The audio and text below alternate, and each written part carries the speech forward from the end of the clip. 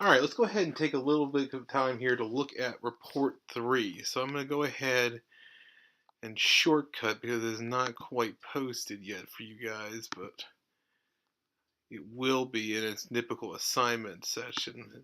As you'll see, it has not yet released, but it will be by the time you guys watch this.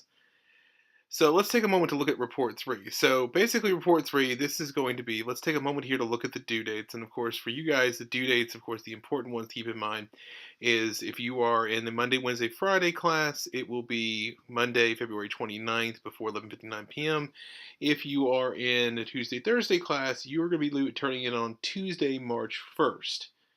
All right, and this will be turned in the typical way we normally have. But you'll notice that beneath here, instead, I have the template. I'm going to go ahead and pull open the Word file differently here so we can take a look at what you need to take care of. All right, so here we go. So again, here's some of the similar information about the due dates, but you'll see that the template's a little bit different this time.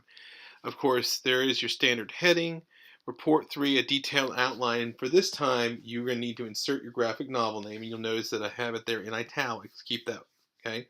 And then you'll notice that I have it sort of broken down here by our typical layout of our paper. Introduction, background, your argument, your counter-argument, conclusion, and works cited. Now let me just walk through a little bit of this. So the introduction, I want you to tell us, ideally using maybe the help of the They Say, I Say Chapter 1, a bit of how you might start off your essay, and then ideally give us a thesis statement.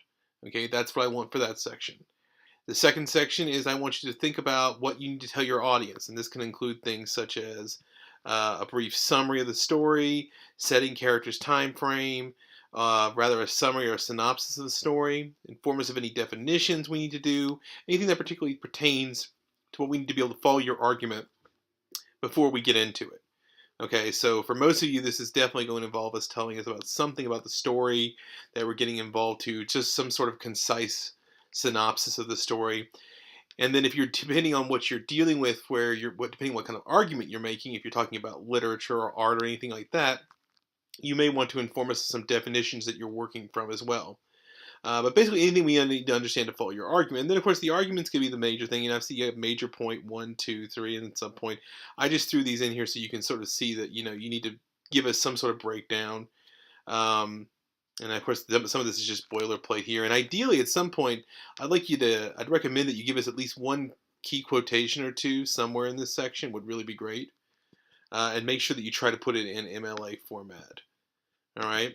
And then, of course, counter-argument. I would like your job here is to anticipate possible alternatives and objections. I'd like you to write down at least one or two potential challenges or variations to your argument. Name one source or potential obstacle. Okay. And then, of course, the conclusion, I really want to basically a 1 to 2 page summarizing of your argument again, or you can write a 1 to 2 page summarizing the conclusion you hope to find or achieve. Okay. And then, of course, for the works cited, I would like you guys, and this would follow, is to give me at least give me a works cited entry for your primary, and then possibly 2 other secondary sources. Write me up a little bibliographic entry, like a little works cited page would be, and then make sure that you include all 3 sources that are actually put in alphabetical order. All right, well, I believe that covers what I needed to talk to you guys about. So we will definitely talk more about this in class.